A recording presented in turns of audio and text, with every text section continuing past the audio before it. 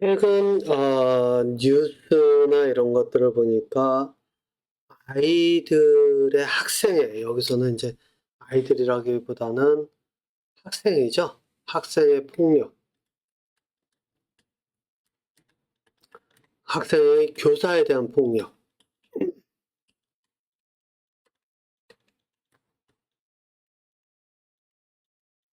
이런 내용들이 종종 올라오더라고요. 예. 그러면서 이제 보면은 교사들도 이제 "고충을 호소한다."라는 식으로 하고, 또 교사들이 뭐 이 대응을 하지 못하는 그런 상황이 많이 벌어지는 것 같이 이렇게 기사들이 나오는 것 같아 보였는데,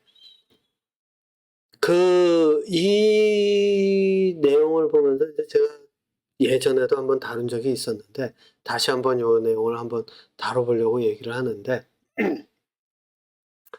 이게 '왜 학생들은 이렇게 교사에 대해서 폭력을 휘두를까?' 그러면서 '교사들은 왜 이런 것에 대해서 제대로 대응하지 못하나?' 아마 많은 분들이 좀 의아해하지 않을까 싶은 하지 않을까 싶어요. 그래서 인제 학생들에 대한 훈육에 대한 이야기가 많이 나와요.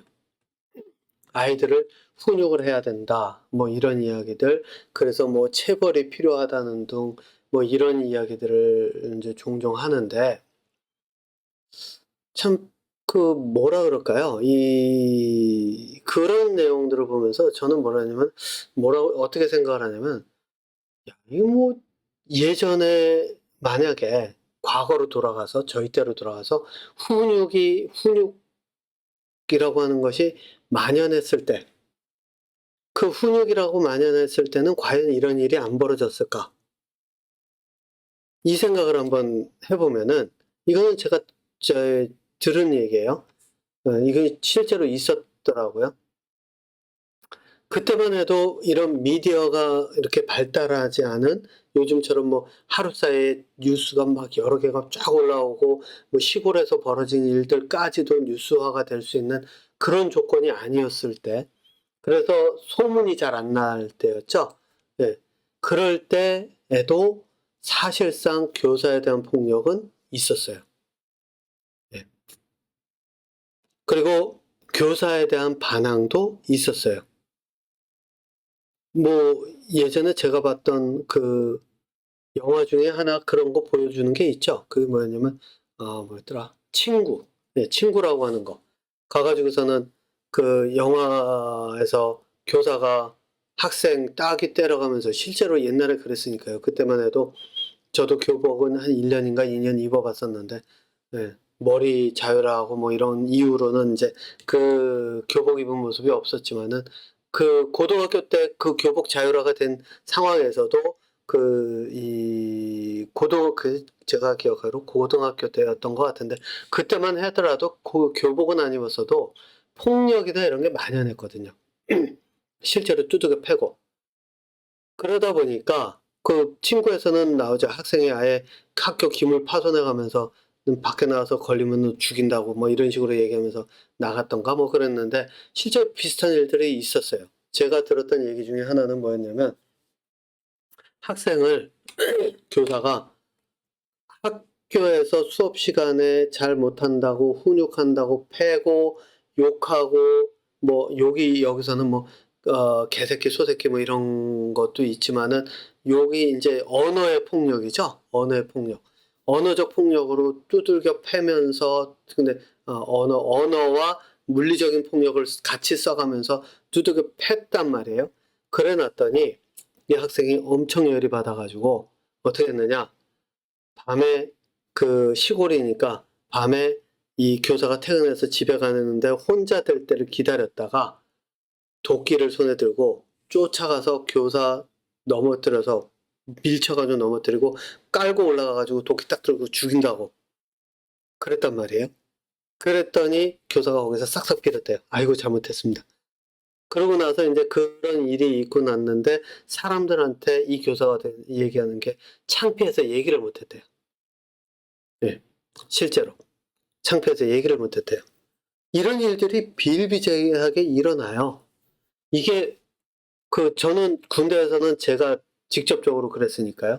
예, 이게 뭐냐면 이제 군에 있을 때 그 철책에 들어가기 전에 보통 이제 철책 들어가기 전에 준비할 때 보면은 제 물건 같은 거 소대끼리 서로 훔쳐가고 뭐 보급품 보관한다고 막 그러고 막 이런 일들이 비일비재한데, 또 철책 들어가면은 이제 실탄을 가지고 근무를 쓰니까 사고가 날까 봐 기강을 못 잡을 수 있다 그래서 가기 전에 기강을 잡는다고 하면서 하는 게 뭐냐면 빠따 패고 막 그러거든요.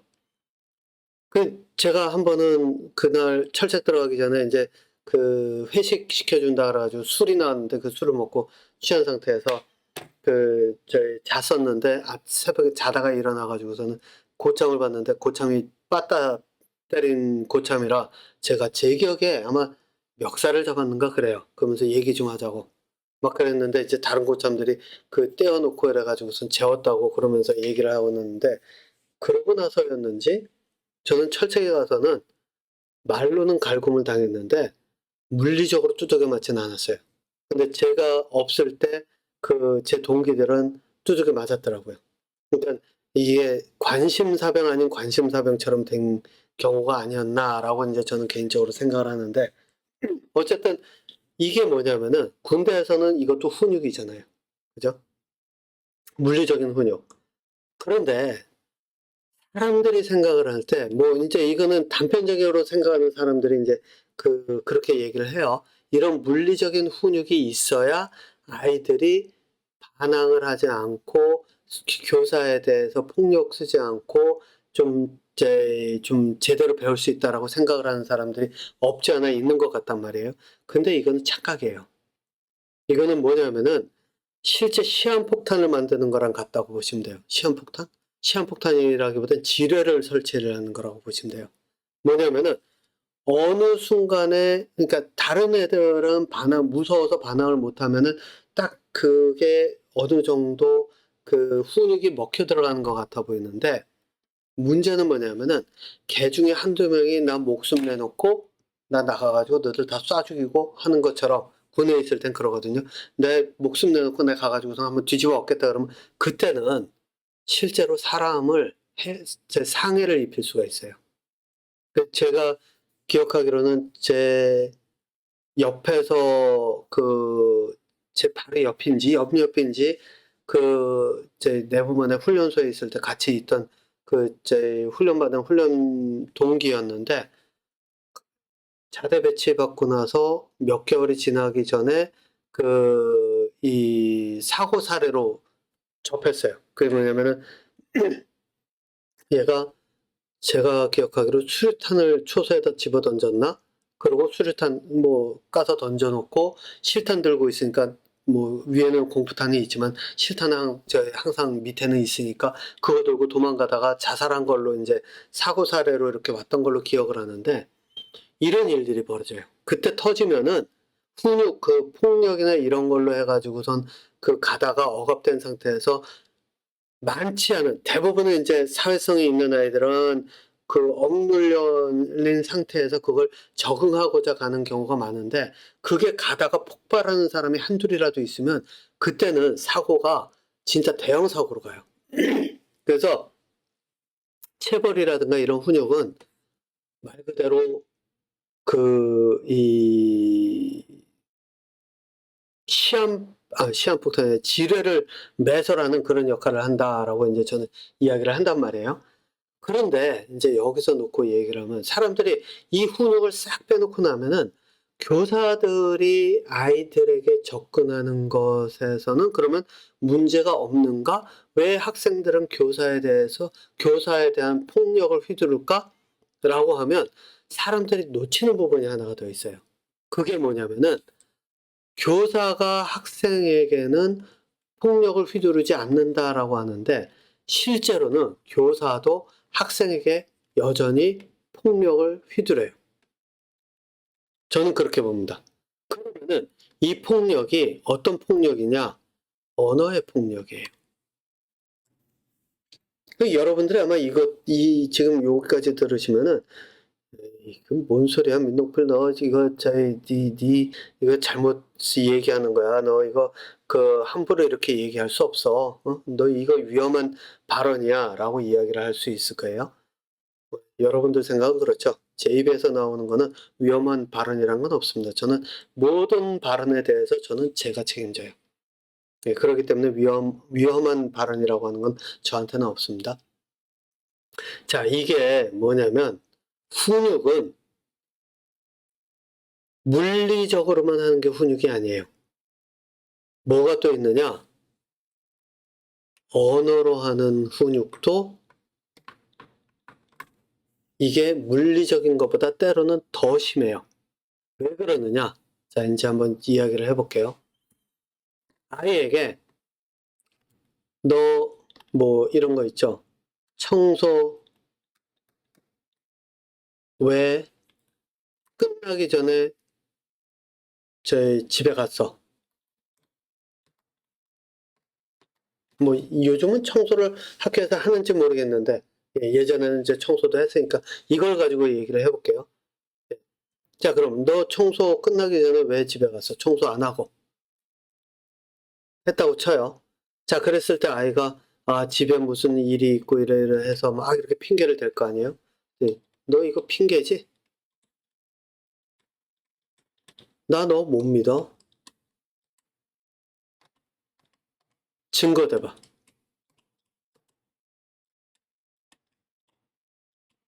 이런 식으로 얘기를 했다 쳐요. 그러면 아이는 이걸 가지고 어떻게 받아들일까요? 물론 아이가 실제로 땡땡이 치고 핑계대고 도망가신 것일 수도 있어요. 그죠? 그리고 그 증거를 대려고 해도 증거를 댈 수가 없는 상황일 수도 있어요. 자, 그러면 여기서 교사가 이걸 가지고 아이를 계속 질책을 한다고 쳐볼게요. 그러면 어떤 일이 벌어질까요? 아이에게는. 아이에게는 딱 하나예요. 내 말 안 믿네? 뭐 들통났다, 들켰다도 있어요. 근데 들켰다라고 하는 것이 들어가기 전에 이렇게 해서 안 믿네? 내 말 안 믿네? 그러면서 어떻게 하느냐? 계속 핑곗거리를 더 만들고 거짓말을 계속 해가요. 거짓에 거짓을. 거짓 더하기 거짓. 그러면 교사에게 학생은 어떻게 보이겠어요? 거짓말장애로 봐요. 또 뭐냐면 믿지 못할 아이. 자, 그러면 이런 상황이 딱 벌어졌다라고 하면은 교사가 아이를 대할 때 표정서부터 그 아이의 말을 받아들이는 것서부터 어떻게 할까요?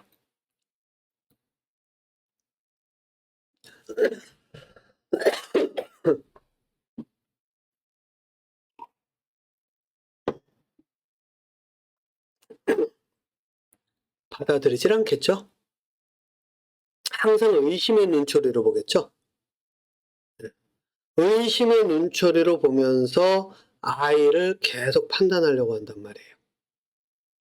그 아이를 판단하려고 하는데 요 상황이 이제 딱 뒤집어져서 반대로 되면 어떤 일이 벌어지느냐.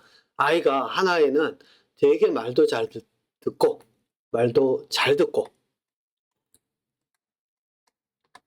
공부도 잘해요. 그런데 이 아이의 말을 반대로 뒤집어서 놓고 보면 교사가 받아들일 땐 어떻게 받아들일까요? 모든 것들이 거의 다가 진실일 걸로 받아들인단 말이에요. 그러면은 아이를 대하는 표정서부터 말 한마디가 달라요. 자, 만약에 교사가 이렇게 아이들을 다뤘다라고 하면 예를 들어서 이 아이가 실제로는 거짓이 아니라 가끔가다 거짓이 아닐 때가 있죠. 거짓이 아니라 진실을 이야기할 때가 있다고 쳐볼게요.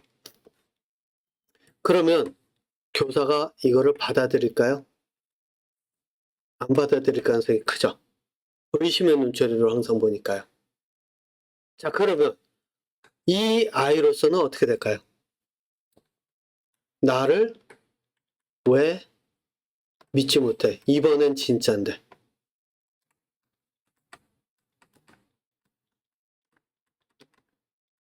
그죠? 그러다 보면 어떻게 되죠? 폭발해요. 네. 왜 나만 잘못했다고 해? 왜 쟤는 또 아이들끼리 보이죠? 공부 잘한다고 하는 애, 말 잘 듣는 애, 걔는 계속 칭찬도 받고 대하는 표정부터 다르다 그랬죠? 그 아이를 비교를 하면서 왜 얘는 이렇게 대하고 왜 나는 이렇게 돼? 라고 했을 때 그러면은 나중에 가서 예를 들어서 이 아이가 격리된다든가 또는 실제로 부당한 어떤 그런 것들을 대우를 받는다든가 그러면은 폭발할 수밖에 없어요. 네. 이런 일들이 벌어진단 말이에요. 그 교사의 관점에서는 충분히 이해할 만하죠. 아니 이놈은 항상 거짓말도 많이 하고 그래서 나는 또 이것도 거짓말인 줄 알았지. 양치기 소년 같은 그런 거죠.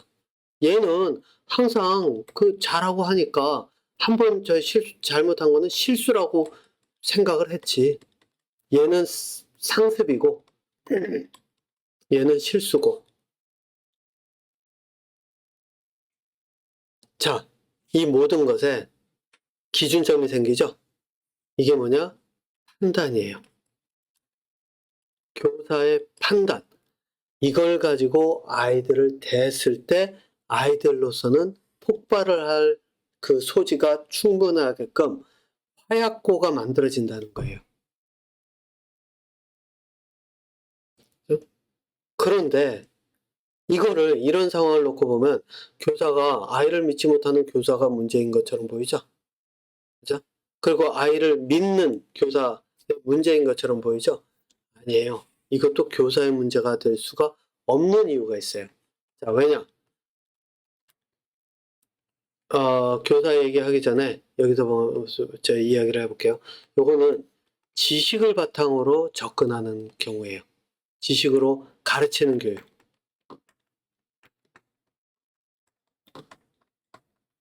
자, 이게 뭐를 뜻하느냐? 요거는 가정에서부터 볼게요. 부모가 아이를 가르칠 때 가르친다라고 하는 것, 가르친다라고 하는 조건을 한번 생각을 해볼게요. 조건이 뭐죠? 아이가 알면 가르칠 필요가 없어요. 아이가 모든 걸 잘하면 가르칠 이유가 없어요. 그죠? 가르친다는 거는 뭐냐면 아이가 잘 못한다. 아이가 모른다. 이게 기본적으로 깔려 있단 말이에요. 그러면 아이가 조금만 가르쳐도 잘하고 이런 아이들은 얘는 잘한다? 얘는 진짜 잘하네? 라고 하면 가르칠 이유가 없잖아요. 그죠? 그럼 그 아이를 바라보는 모습은 야, 너는 똘똘하구나. 너는 잘하는구나. 이렇게 바라봐요. 그런데 이 아이를 바라볼 때 부모는 어떨까요? 속 터져요. 왜 얘는 가르쳐도 안 되지? 왜 얘는 잘못하지? 왜 얘는 항상 이렇게 나오지? 얘는 머리가 떨어지네? 이렇게 판단이 들어가요. 아이는 어떻죠? 맨날 가르침을 당하니까 배워야 된다라고 하면서 계속 가르침을 당하니까 가르침을 당하는 과정 속에서 무의식 속에서 생기는 게 나는 잘 모른다고 취급받지? 왜 나는 맨날 모른다고 취급받는다? 나는 잘 못하는 놈이다? 이렇게 되니까 나는 바본가 보다. 그럼 내가 공부할 이유가 뭐지? 라고 되는 거예요. 잘하는 아이는 이제 반대로 가는 거고. 그런데 여기서 요거를 부모를 지우고 여기다가 아이는 이제 학생으로 바꾸고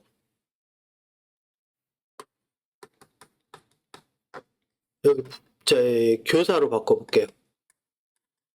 그러면 교사는 조금 달라요. 교사는 가르칠 수 있는 능력이 있는 사람이기 때문에 교사잖아요. 그러니까 교사가 가르칠 때 그러면 학생은 학생의 관점에서는 똑같아요. 가르침을 당하니까 '나는 바본가? 나는 바보? 나는 잘 못하는 놈.' 또 뭐라냐면 '문제야.' 되죠? 교사는 권위가 있어요. 권위라고 하는 것이 가르칠 수 있기 때문에. 근데 문제가 인제 여기서 생겨요. 권위가 있다 보니까 뭐를 하느냐? 판단을 해요. '너는 잘 못하는 놈, 너는 문제야.' 이렇게 판단을 하는 역할을 한단 말이에요. 그럼 교사의 눈에 잘못하는 아이들은 문제아로 계속해서 그 무의식 속에 쌓여간단 말이에요. 잘하는 아이들은 얘는 잘하는 아이들이니까 칭찬해 줘야 되는 아이로 계속해서 그 무의식 속에 쌓여간단 말이에요. 그러니까 한번 보세요. 문제아로 스스로 생각하는 아이, 또 교사로 또는 주변 사회로부터 문제아로 낙인찍히는 경우 이 아이들이 폭발을 할 수가 있겠죠. 자, 그런데 아까 제가 얘기한 것 중에 이제 핵심은 이거예요. 그러면은 이게 교사들의 그 문제라고 볼 수 있을까? 아니죠. 왜? 지식을 가르치는 교육은 사회에 만연해 있어요. 이 세상 어디를 가도 지식을 가르치지 않는 교육이 없어요. 제가 하는 거 말고. 네. 지식을 가르치는 교육이 다 깔려 있단 말이에요. 그러니까 어떤 일이 벌어지느냐? 서로 "너는 문제야. 너는 바보. 너는 덜 떨어지네." 이런 식으로 가르쳐야 되는 세상과 배워야 되는 사람, 그리고 배우는 관점에서는 '나는 이게 안 되지. 그럼 나는 여기에 맞지 않는 건가 보다. 나는 바본가 보다. 나는 문제아인가 취급당한다. 그래서 나는 바보입니다.' 그래서 어떤 초등학생은 저한테 이런 얘기하더라고요. "저는 저 잼민이에요." 그래서 "너 잼민이가 뭔 뜻인데?" 그랬더니 저희 "머리 떨어지는 초등학생을 잼민이라고 한다."라고 이야기를 하더라고요. 스스로가 그렇게 불러요. 이런 일들이 벌어진단 말이에요. 그런데 그게 교사의 잘못도 아니에요. 왜? 교사도 이 지식을 가르치는 교육을 어려서부터 해 가지고 대학을 졸업해 가면서 사회에 나올 때까지 그 사회 속에서만 바라보고 살아왔단 말이에요. 물론 그 교육이라고 하는 것이 인제 그 과정을 뭐 바꿔가면서 지식에 중점을 안 두려고 하고 이런 것들을 비껴가려고 하고 그러는데 그 과정에서 또다시 문제가 되고 그러잖아요. 예. 근데 뭐 거기까지는 제가 얘기할 거는 아니고. 자, 거기다가 더하기 이러한 교육을 촉진하는 또 다른 요소가 있어요. 네. 그 요소가 뭐냐? 일단 지식으로 가르쳐서라도 아이들이 말을 들으면 좋겠다라고 하는 게 부모의 욕심이고, 교사의 욕심이고, 사회의 욕심이잖아요. 이건 욕심이에요. 자, 여기다가 더하기 하나가 더 있어요. 그게 뭐냐? 어떤 사람이냐? 오은영 박사 같은 사람. 그 다음에 법륜 같은 승려. 이런 사람들이 이런 상태의 교육을 촉진을 시켜요. 여기다가 미디어도 들어가죠. 뭐 강연 이런 것들을 해 가면서 뭐 역사든 뭐든 이런 거를 가르치는, 저희 뭐죠? 대표적인 게 그 벌거벗은 세계사 제가 가끔 봤는데, 거기 보면은 문제를 내 가면서 문제를 맞히면 똘똘하다." 이런 식으로 하는 거예요. 이게 다 지식을 가르치는 교육을 강화시키는 역할을 해요. 그래서 오은영 님 같은 경우는 대놓고 얘기하죠. 제가 뭐 다른 건 모르겠지만은 금쪽 같은 애들끼리 보면은 "이런 아이들은 가르쳐야 된다. 가르쳐야 된다." 강조를 해요. 훈육을 강조를 해요. 네. 물론 인제 훈육하는 방법은 아이에게 뭐 너무 뭐죠? 아이를 훈육하는 게 아니라 어 아이를 훈육하는 방법을 부모에게 하면서 훈육의 대상은 아이도 있지만은 부모도 훈육의 대상으로 삼는단 말이에요. 부모를 훈육의 대상으로. 그러니까 또 부모는 오은영님이 가르쳐 주는 대로 하다 보니까 아이가 이제 말을 듣기 시작하고 그 훈육을 하니까 이 어린아이들은 이제 특히나 이제 그런 건 있어요. 아이가 어릴 때는 갈 곳이 없기 때문에 부모가 합심해서 밀어붙이면 아이들은 훈육 금방 먹혀요. 근데 이건 두뇌 발달은 완전히 물 건너간다라고 보시면 되지만 거기다가 오은영님이 이런 거 강화시키죠. 또 다른 사람이 있어요. 누구냐? 법륜, 승려 법륜님이요. 뭐 사람들은 흔히 스님이라고 부르지만 저는 스님이라고는 호칭은 안 씁니다. 이거는 뭐 그 사람들이 자기들끼리 부르는 내용이지 저한테는 승려 법륜님 정도로만 하는데 이런 사람들, 이 사람들 법륜님의 증문즉 상담 한번 보세요. 그 사람들은 증문즉 설이라고 얘기를 하지만 거기에 설은 없어요. 왜? 설이라고 하는 거는 다른 사람들과 의견을 교환해 가면서 찾아가는 게 그거지. 이거는 질문 하나 받고 자기 얘기를 일방적으로 떠들면서 네가 그러니까 그러지. 그 상황에서 그러니까 그러지. 이런 식으로 다른 사람들을 판단을 한단 말이에요. 판단한 상태에서 자기가 알고 있는 지식으로 전달을 해요. 그래서 네가 그래서 그런 거야. 이런 식으로요. 자, 이게 뭐냐면은 법륜이라고 하는 사람은 자기의 지식을 가지고 다른 사람을 판단해 가면서 그 사람들을 바꾸게 하는 거. 이게 이제 상담이라든가 뭐 이런 것에서 가는 교육 접근법이죠. 오은영님 같은 경우에는 아이와 부모 관계를 보면서 자기가 판단을 해서 그 판단으로 접근을 하면서 아이는 이렇게 가르쳐야 돼라고 하는 그걸 가르친단 말이에요. 모든 것들이 지식으로 가르치는 교육이에요. 그러니까 이게 사회 전체가 이거를 강화를 시켜요. 문제가 여기서 발생하는 문제가 뭐냐면은 이렇게 접근을 했을 때는 어떤 게 빠지냐면 학생의 의견, 생각 듣지를 않아요. 학생의 의견이나 생각을 듣지를 않고 법률님의 접근법 같은 거, 뭐 오은영님이 접근하는 금쪽 같은 내 새끼 같은 거 보면은 질문을 할 때 상대 부모나 이런 사람들로부터 자기가 원하는 질문, 자기가 결론을 내리기 위한 질문을 하거든요. 결론을 위한 질문. 그 사람들의 생각을 묻는 질문은 거의 없어요. 대부분이 이제 결론을 내기 위한 그 질문으로 가는데 법륜이라고 하는 이 법륜님도 똑같아요.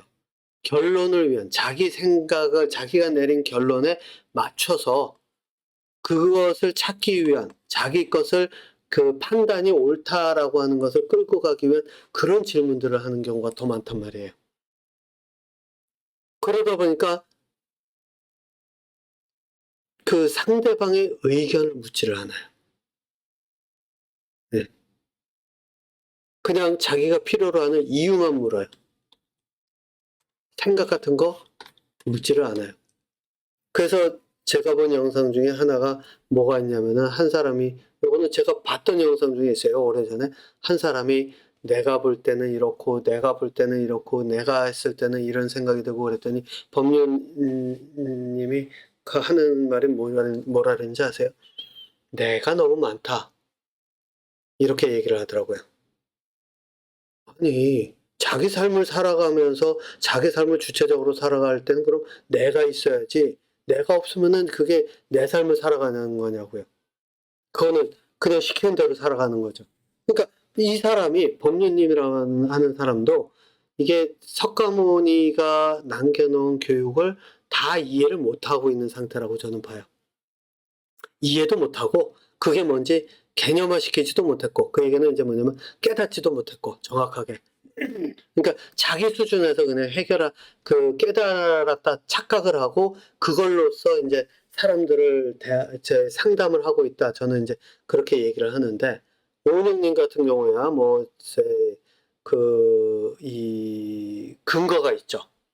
근거가 뭐가 있냐면은 정신과에서 해놓은 논문이나 이런 걸 가지고서 제 분석을 해놓은 거를 바탕으로. 그래서 오영님의 제 금쪽 같은 내 새끼를 보면은 이 사람들이 이렇게 하고 이런 식으로 결론을 내렸다라고 그거를 바탕으로 접목을 시키죠. 그래서 법륜이라고 하는 사람보다는 조금 더 그나마 낫다라고 저는 봐요. 하지만 수준은 그나마 그 밥이긴 하지만, 네. 그래서 가끔은 오은영님도 제 접근법이 계속 왔다 갔다 해요. 아이가 나이가 들어서 통제가 안 되면은 훈육 방법을 비껴가면서 부모가 바뀌어야 된다는 식으로 얘기를 하고, 아이가 어리면은 훈육으로 가르쳐야 된다고, 뭐 이런 식으로 왔다 갔다 해요. 법률님은 한결같이 네 생각이 틀렸다. 네가 네 생각으로 제 반성하면서 살아야 된다. 네가 그게 왜 그러냐. 이게 이거지. 이런 식으로 접근을 하고, 어쨌든 이제 그렇단 말이에요. 이 모든 것들이 지금 학생들로 하여금 교사에게 반항을 하도록, 그리고 폭발을 하도록 만들어가는 화약고를 쌓아가는 그러한 접근법에 불을 지르는 역할을 같이 한다라는 거예요. 왜? 아이의 이야기를 듣질 않으면, 그리고 아이의 의견을 묻질 않으면 그냥 일방적으로 판단을 내려서 너는 이렇다밖에는 접근할 수밖에 없잖아요. 그죠? 그런 상태에서 뭐 당신은 그러면 왜 이렇게 판단 내리고 네 판단으로 이렇게 이 사람들을 이렇게 대합니까? 그러면 야, 법륜도 그러고 오은영도 그러는데 왜 가서 봐봐. 저 사람들이 이렇게 얘기하잖아. 하나는 정신과 의사 전문가라고 하는 사람이고, 하나는 종교에서 나름대로 존경받는다는 그리고 스스로 깨달았다는 식으로 하면서 사람들을 깨닫게 한다는 그런 사람이고, 근데 이 사람들도 그러잖아. 이렇게 얘기를 한다고요. 그러면은 아이로서는 한번 생각을 해보세요. 아이가 갈 수 있는 곳이, 여기 이제 학생의 관점에서 보자고요. 학생의 관점에서 갈 곳이 어디가 있을까요? 내 이야기 들어주지 않아? 나를 바꾸려고 자꾸 말을 해? 나는 그 말을 듣기 싫어? 그러니까 그 말은 나에게 뭘로 다가오냐? 채찍으로 다가와요? 채찍으로 다가와서 나는 정신적으로 상처를 입어요. 그러니까 상처를 입지 않으려고 벽을 쌓아요. 그러니까 아예 처음부터 밀어낸단 말이에요. 그랬더니 채찍이 아니라 이번에는 망치를 들고 와서 햄물을 들고 와서 이거를 깨려고 해요. 또 이거를 또 그래서 반항을 하려고 했더니 이번에는 드릴을 가져와서 뚫으려고 해요. 끊임없이 나는 방어하고 또 방어하는데도 안 되면 어떻게 되겠어요? 그땐 터지는 수밖에 없어요. 그러니까 이 사회가 전반적으로 학생들의 반항심을 부추기고, 그러면서 그것으로서 어느 순간 폭발하게 하고, 이게 학생에만 비단 문제가 아니죠. 묻지마 범죄 같은 거 사회에서 계속 나오죠. 똑같은 맥락에서 시작이 돼요. 조건만 다르지 같은 맥락이에요. 그러니까 가면은 심지어는 약자로 보이는 애들이 있으면 쉽게 공격 대상이 되는 거예요. 사람들이 생각할 때 묻지마 범죄가 학생들이 반항할 때 교사가 실제로 학생들이 자기를 괴롭히는 교사 또는 자기를 괴롭히는 사람을 묻지마 범죄 대상으로 할 것 같죠? 안 그래요. 자기를 괴롭히는 사람들은 권위의식을 내세우기 때문에 함부로 싸우질 못해요. 그래서 그 사람들이 대상이 될 때는 언제냐면은 이 사람들의 약점이 잡혔을 때. 그럴 때 이제 그 약점을 자꾸 물고 늘어지기 때문에 그럴 때 반항을 하지, 권위를 내세우는 상태에서 억압받는 상태에서는 반항을 함부로 못 하거든요. 그러면은 대상이 누가 되느냐? 만만한 사람들이 돼요. 만만한 사람들이 누구냐? 교사라면은 내 얘기를 그나마 듣는 것 같은데 들어주겠다는 위치에 있는데 내 얘기를 듣지 않는 경우. 이런 사람들. 그리고 힘이 좀 약해 보여서 실제 물리적으로 내가 반항해도 될 것 같은 사람. 이 사람들이 대상이 돼요. 묻지마 범죄 길거리에서 할 때는 아무나 그럴 것 같죠? 안 그래요. 몸이 단단하고 저희 운동을 한 것 같은 사람, 이 사람들한테 못 덤벼요.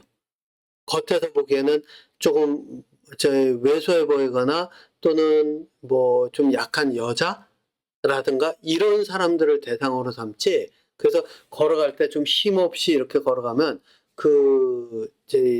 이 공격의 대상이 돼요. 아니면 저희 아들처럼 자폐나 이런 것 때문에 행동이 다른 아이들. 저희 애가 여기서 스카이트레인이라고 이제 한국어로 따지면 지하철 비슷한 건데, 거기서 혼자 완전히 이제 조용한 스카이트레인에서 혼자 들어가다가 두 명인가한테 공격을 받았거든요. 그래서 얼굴에 한번 멍이 들고 왔는데 어떻게 했냐 그랬더니 자기도 같이 밀치면서 때리면서 도망왔다라고 얘기를 하고, 그래서 나중에 경찰한테 신고해가지고 했더니 잡았더라고요. 그래가지고 걔는 법정 가서 벌금 이제 다 오더라고요. 어떻게 벌금 얼마를 물렸고 어떤 식으로 처리했고, 이게 법정에서 이제 결과 내려온 게 다 있었는데, 그런 경우처럼 다른 아이들, 행동이 다른 자폐 또는 다운 증후군이라든가 지적 장애로 보이는 아이들, 이런 아이들이 사람들이 공격의 대상이 돼요. 그러니까 약한 사람을 공격의 대상으로 삼는다는 거예요. 이게 지금 현실이에요. 네. 자기 이야기를 들어주는 사람들도 없고, 그러다 보니까 소외되고 있는 상태에서 계속 채찍질은 들어오고 갈 곳은 없고, 그럼 밀어붙여야죠. 조금 정신적으로 약한 아이들은 어디로 가느냐? 생을 마감하는 쪽으로 가죠. 네. 자기가 갈 곳도 없고 견딜 수도 없고 버틸 수도 없어지면은, 그때 가서는 내가 이렇게 살아서 뭘 하나가 되는 거고, 그러면은 그냥 높은 데 가서 뛰어내리든가 이런 일들이 벌어지죠. 네. 그래서 제가 볼 때는 이 학생들의 대응하는 거, 뭐를 지금 할 수 있는 게 뭐가 있는지 이런 것들을 위주로 해가지고 쭉 했는데, 할 수 있는 게 없다. 아이들이 무기력하고 뭔가 하는 게 없다 그러면은 둘 중에 하나예요. 어느 순간 폭발하든가 어느 순간 자기가 자기 생을 마감하든가 이런 식으로 이제 갈 가능성이 굉장히 높아요. 예. 자, 그렇기 때문에 지금 사회가 바뀌질 않으면 교육의 현장은 시간이 지나면 일단 AI 때문에 무너지고요. AI가 들어가면 빠르게 무너지기 시작할 거거든요. 왜냐하면 교사들이 AI보다 지식적으로 모르는 게 더 많을 수밖에 없어요. 제가 AI랑 부딪혀가지고선 과학에 대한 지식을 따라갈 수 있는가? 안 돼요. 예. 그렇기 때문에 AI가 이제 학교에 접목이 되는 순간부터 학교에 뭐 접목이 안 돼도 그렇죠. 학생들이 AI에서 받은 정보하고 교사들이 전하는 정보 보고 틀린 게 있으면 그때부터 계속 반항을 할 거거든요. 도전을 하면서 제 선생님 이거 틀렸는데? 그리고 뒤돌아서서 에휴, 쟤는 지도 모르면서 우리를 가르쳐. 이런 식이 돼버릴 거고, 예. 거기다 더하기 지금의 지식으로 접근하면서 가르치고자 하는 지식을 가르치는 이 교육이 학생들의 반항, 뭐 전부는 아니죠. 잘하는 애들은 잘하겠지만은 학생들이 반항하는 게 늘어나면 늘어날수록 그때부터 폭발하는 학생들이 생기고, 그러면 그럴수록 교사들의 삶은 더 어려워질 것이고, 또 사회는 묻지마 범죄를 일으킬 만한 그런 사람들의 수가 늘어나기 시작하면서는 실제 피해를 보는 사람들이 많아질 것이고, 이런 것들이 다 복합적으로 일어날 거라는 거죠. 예. 그렇기 때문에 이 지금의 교육에서 훈육을 하지 않고 할 수 있는 교육 방법이 들어가야 되는데, 그 방법으로 교육하는 거는, 그걸 할 수 있는 지금 그 교육 방법에 대한 정보를 가지고 있는 사람은 저밖에는 없다는 거예요. 예. 전 세계 어디를 가도 저희 훈육이나 이런 지식을 가르치는 교육 방법 말고는 실제로 없거든요. 예. 가끔 뭐 비슷한 건 있어요. 학생들에게 자유롭게 너희들 이거 해봐라. 그리고 그냥 교사는 아무것도 안 하는 거. 근데 그렇게 되면은 나중에 이제 사람들이 따지고 덤비죠. 너는 하는 것도 없으면서 뭐 지금 뭐 교사로서 뭐 돈을 받고 그러냐, 교사 자격이 있냐, 이제 이런 얘기가 들어가죠. 그런 게 나오는 이유가 사람들은 지식을 가르치는 것만이 교육이다라고 착각을 하고 있고, 그것을 강화시키는 사람들이 누구냐? 오은영이나 법륜 같은 사람들이고, 이게 이제 사회 복합적인 이 현상들이 지금의 현상, 이 사회 문제를 만들고 있다라고 보시면 된다라고 하는 게 제가 보는 해석입니다. 네. 자, 여기까지, 로 이야기 마무리 짓고요. 다음에 이제 새로운 주제로 또 찾아오도록 하겠습니다.